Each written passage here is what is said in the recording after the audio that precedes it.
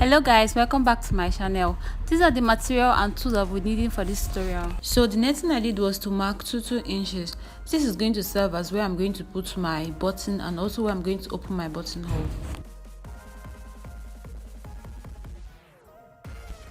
So once you're done, the next thing you're going to do is to mark your bust line, your under bust line, your waistline and your hip line.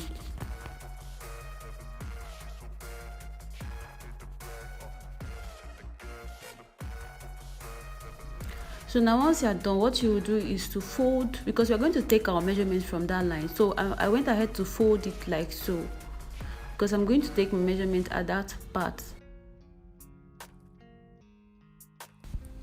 So now we move over to our shoulder.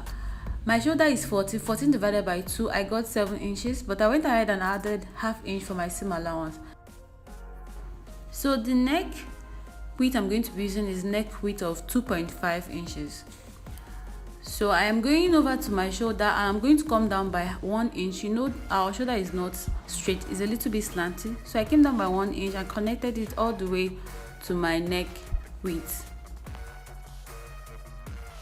So now we'll move over to our neck depth. The neck depth I'm going to be using is neck depth of 3 inches. I'll go ahead and connect it all the way up. You can either use a curved rule or you can use a freehand sketch.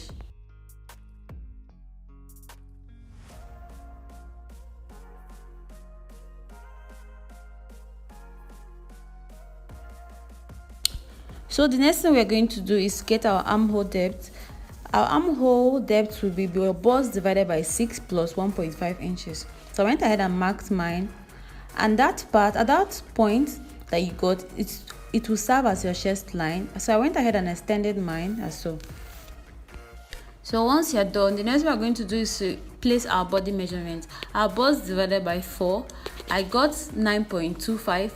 I approximated mine to 9.3. So I am going ahead to add 2 inches for my seam allowance.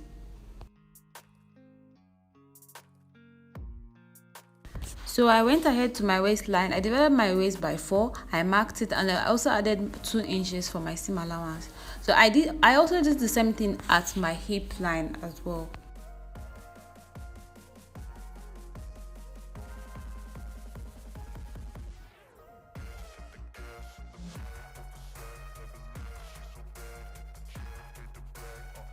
So once you're done, the next thing you're going to do is to connect all the line, connect all those points together.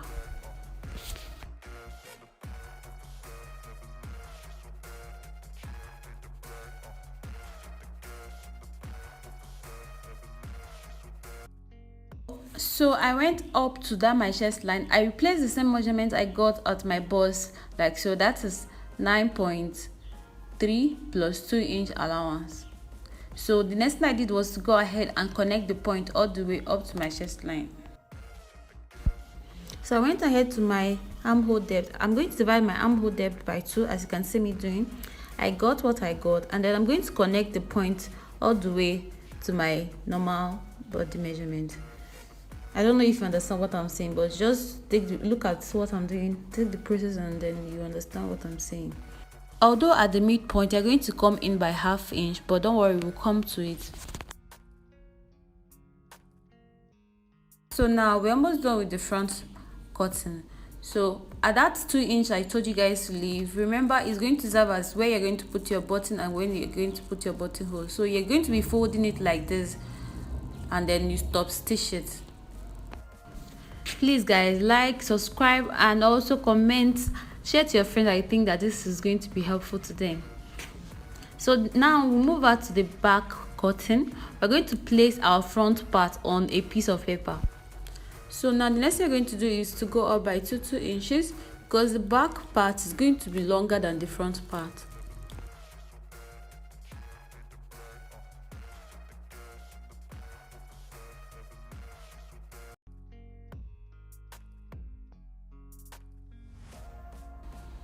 So the next thing we're going to do is to connect the point like so.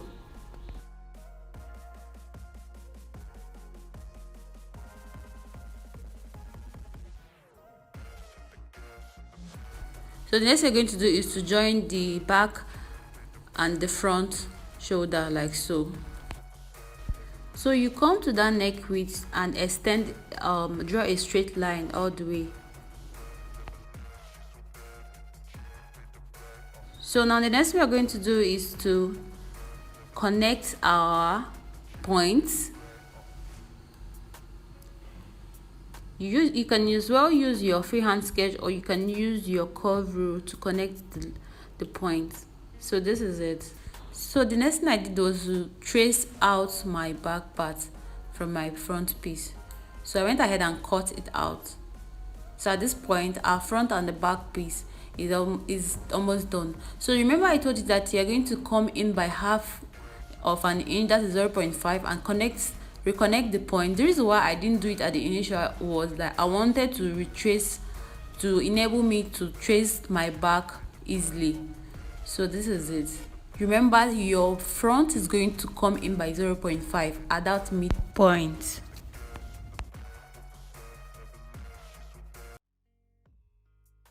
So now you move out to your neck. You're going to measure all around your neck and then divide it by 2. I got mine 10.25. So I'm going ahead to mark 10.25 like so. My pattern paper is on fold. So I am going ahead to divide my 10.25 by 2, and I got 5.1. I'll go ahead and mark 5.1. That will serve as my middle point. So I'll mark my 5.1. So the next thing I did was to go to that part, and I'm going to mark half inch at that part. So the next thing we're going to do is to connect from that half inch to our midpoint like so. So the next thing I did was to go up by 1 inch up all the way, as you can see me doing.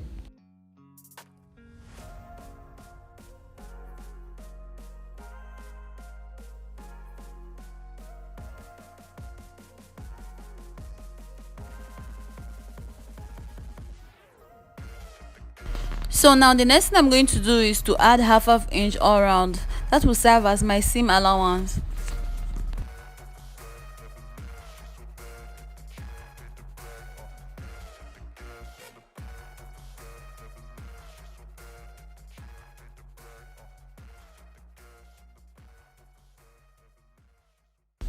So the next thing I did was to come to that point, and I went ahead and curved it because the band is always curvy. So you go ahead and cut it out. So now over to the collar stand. So I'm going out by 2.5. That will be my width, and then the length of the collar will still be the same length that you got on your collar band. That mine is 10.25. So now you're going to find the midpoint of yours. Mine was 5.1. So I am going to go up by, at that point, by half inch.